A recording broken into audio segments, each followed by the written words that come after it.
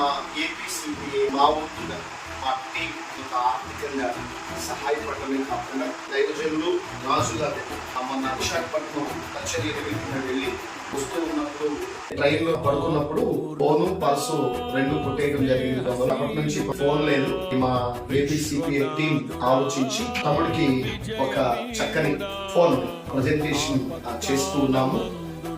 ఏపీసీపీఏ organisation ద్వారా తమ్ముడికి ఈ ఫోన్ ని బహుకరిస్తూ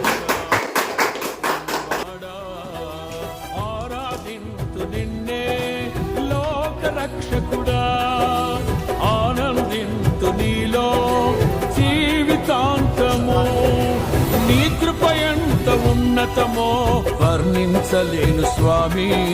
నీ కృప యందు తుది వరకు నడిపించు యేసయ్యా. ప్రేమ పూర్ణుడా